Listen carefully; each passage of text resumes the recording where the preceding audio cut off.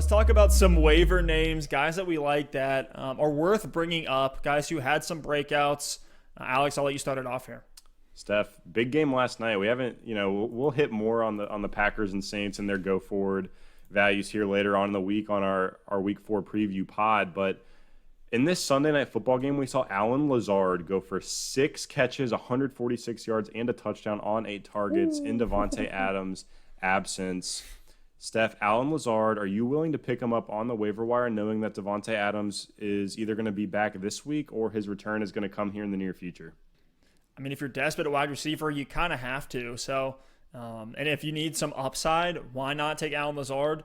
He really is, and I'm kicking myself because in that 14-team keeper league that we're in, shout out to all the guys in Sunday's Finest, I didn't have Allen Lazard, and I wish I would have had him as a handcuff type of option. Very rarely do you want to handcuff a wide receiver, but in a deep league with a guy with so much value and target share and touchdown ability and, premium that he's going to get on every reception with the yardage and the yard after the catch, like you got to love whoever's in that Adams role, whoever's Aaron Rodgers wide receiver 1 is going to be.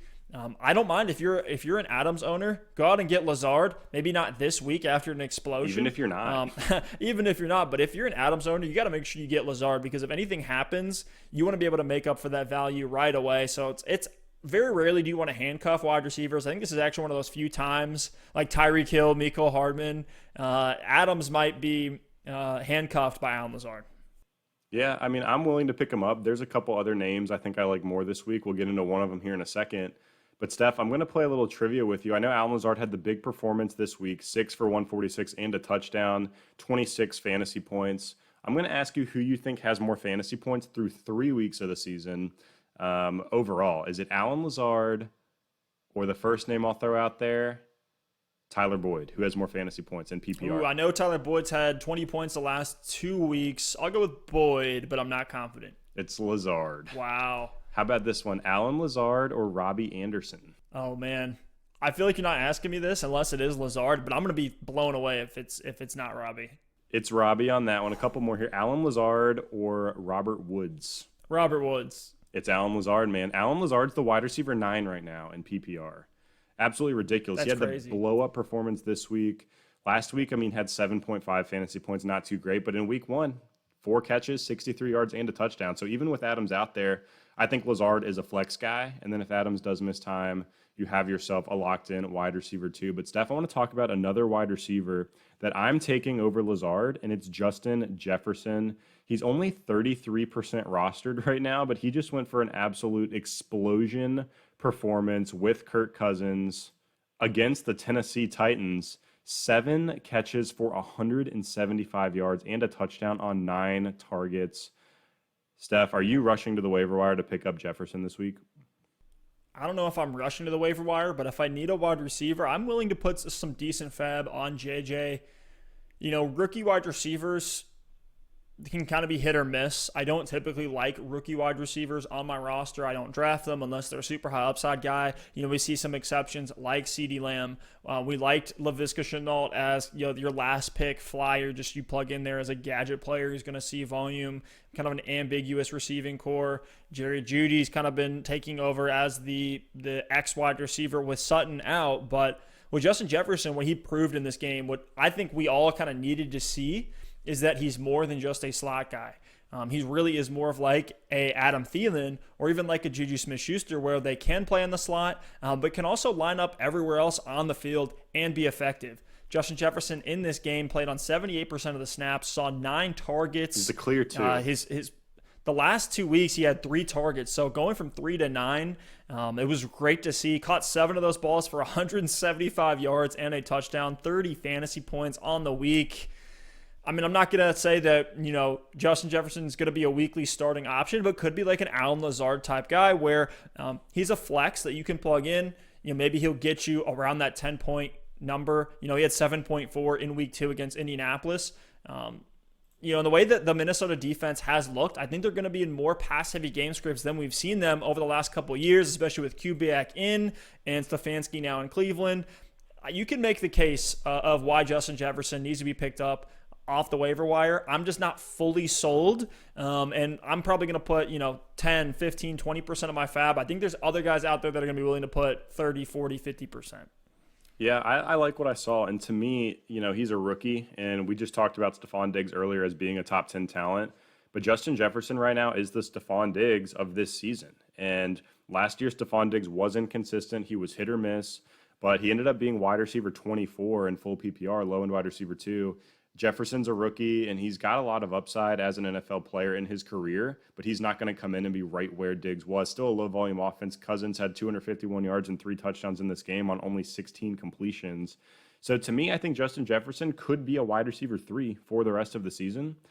He's the clear 2 there in Minnesota. The defense has been very bad this season, so I think they are going to have to throw the ball a lot, especially in the second half. They come out with this run-heavy approach every single game, and then they have to scrap it and pass the ball in the second half because they're down by 20 points, or they're in a very competitive game like they were here in this one. Tennessee came out and punched them in the mouth in the third quarter, and they had to come out and throw it. So, look, I think Jefferson's a worthy waiver wire pickup. He's someone, if I have to plug him into my flex, we're coming up on bye weeks here soon. I think week 5 is the first week that teams have bye weeks. There's been a lot of injuries as well. Jefferson's one of those guys you can pick up, keep him on your bench, and when you have bye weeks, you have injuries, plug him in your flex, hope it's one of his pop weeks. You can do a lot worse at the position. So, yeah, I'm with you. I'm willing to throw 20, 25% of my fab on Justin Jefferson. I don't know if that's going to get it done, but if you're in a desperation spot, I think you could go up to as high as 30. I wouldn't do it. It all depends on roster construction. But I think he's going to be a contributor for the rest of the year. And you talk about like the game scripts that the Vikings are going to be in. Listen to this upcoming schedule. Houston, Seattle, Atlanta, then their bye week. And everyone then it's Green has good Bay. Schedules, man. Shout out to whoever put together the schedule for 2020, because after that bye week, they then have Green Bay, Detroit, Chicago, and then Dallas. So I think almost all those games are going to need to be shootouts by necessity because this Viking secondary isn't stopping anybody. So sneaky pick, Justin Jefferson, could be very interesting this season. Could easily, like his range of outcomes, he could be a wide receiver too if things break his way and he has a true breakout. We all know he's a great player. We loved him at LSU. Absolutely. Now, Steph, I want to talk about some running backs.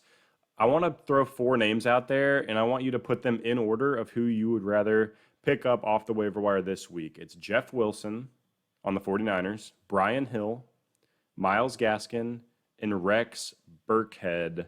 Which one of those guys is the most appealing to you right now? And let's rank them 1 through 4. Again, Jeff Wilson, Brian Hill, Myles Gaskin, and Rex Burkhead. Deeper names here, but I think there might be some value. All right, so my number 1, believe it or not, is Myles Gaskin. And I'll tell you why. He's a workhorse. That's why. Exactly. A workhorse, seeing high volume, pass catching work, goal line work, and getting carries on the ground. On the Thursday night game against Jacksonville, Gaskin played 76% of snaps, had 22 rushes for 66 yards. So brutal 3 yard per carry behind this Dolphins O-line.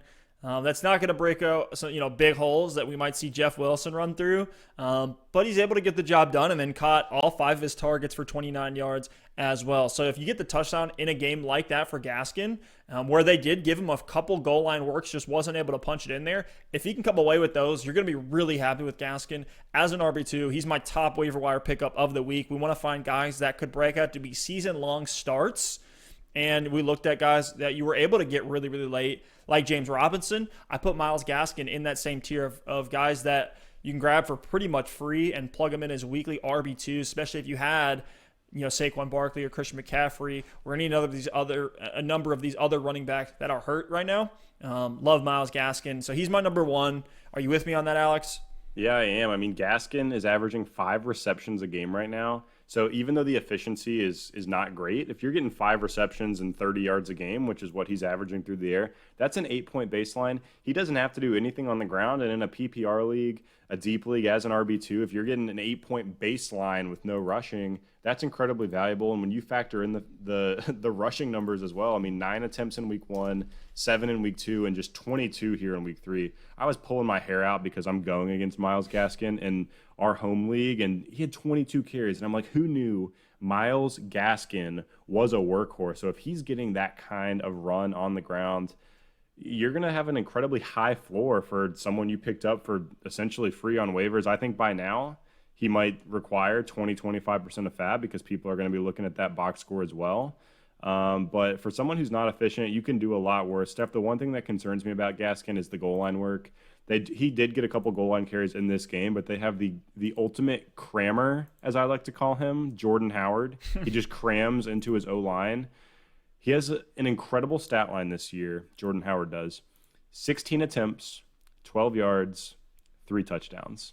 So I don't know why you go sign a free agent like Jordan Howard, pay him a few $1 million to come in and only play inside the 5-yard line, but that's what they did. So the touchdown upside's not quite going to be there with Gaskin. He doesn't necessarily have, this big play potential and ability, but as a pure volume floor play. If you look at targets, 2 running backs on the year, number 1, Alvin Kamara, number 2, Ezekiel Elliott, number 3, Aaron Jones, number 4, Mike Davis, and then number 5, Myles Gaskin. So no way, dude. He has more targets than Eckler? He has more targets than Eckler.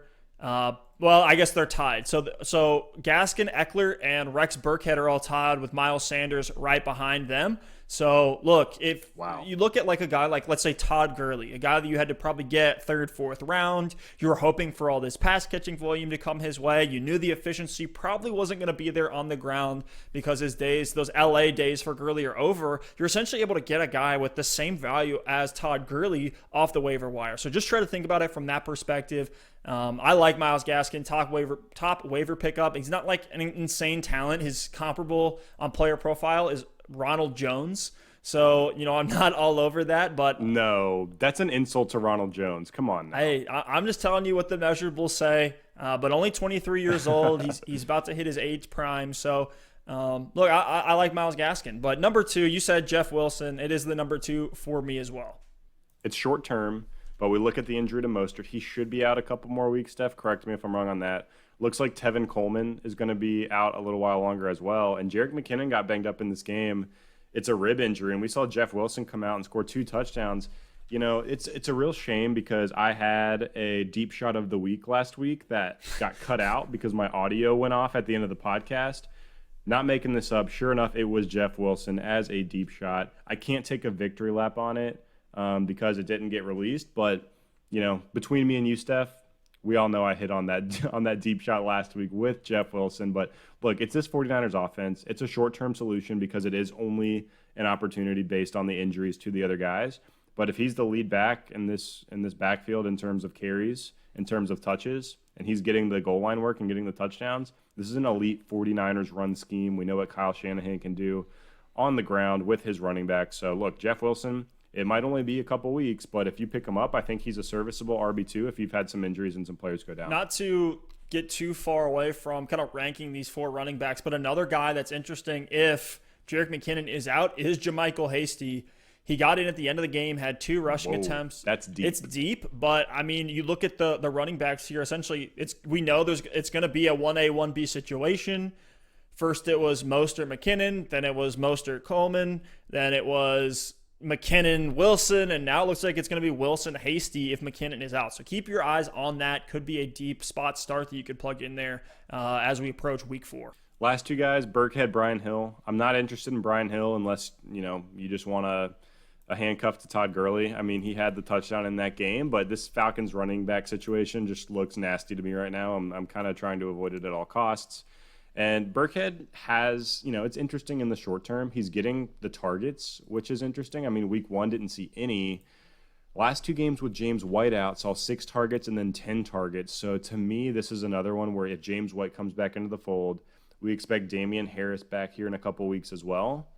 I don't know that there's going to be enough for Rex Burkhead in a running back room that's going to have Burkhead, Sony Michel, James White, and Damian Harris, all while having Cam Newton as a threat for touchdowns inside the 5. So I'm avoiding Burkhead. If James White misses another game, Damian Harris is out this week as well against the Chiefs. Should be a high-volume game. They should need to throw the ball a ton. If those 2 guys miss, I'm fine to pick up Burkhead and maybe start him as an RB2 or a flex. But just in terms of long-term solutions at the running back position, I'm kind of avoiding. I don't even know if he's going to be valuable this week, but we'll see. He's someone they've been trusting here for the past few years. Always finds a way into the end zone, it seems like. So Rex Burkhead is nothing but a desperation pickup in an incredibly deep league. Burkhead is Goat head. What Sexy Rexy gave us in week 3 is exactly why I liked James White all offseason, why I was taking him in a lot of drafts as my running back 3 or running back 4 and feeling really good about it because he saw 10 targets in this game and caught 7 of them and also had a touchdown as well. When James White comes back, this is why I really like him. So if you are a James White owner, don't drop him just because he's out. I think he'll be back relatively soon. Just hold him, and then when he comes back, essentially you can get what we saw from Rex Burkhead, this 35-point. I don't think 3 touchdowns a week is anything we should expect, especially from Burkhead, Michelle, White, any of these running backs. But he should be solid. But, yeah, you're going to get a high floor. You should see, 10 to 20 points a week from James White once he's back. And the pass catching options in New England are brutal. If Julian Edelman doesn't have a pop game, which it seems like he's kind of every other week, he's going to have a pop game. In week 4, they're up against Kansas City, so I'm probably plugging Edelman in there everywhere I can. But in some of these matchups, especially as we get into bye weeks, more injuries, James White and by extension Rex Burkhead in deeper leagues are worth a spot on your bench or even a start.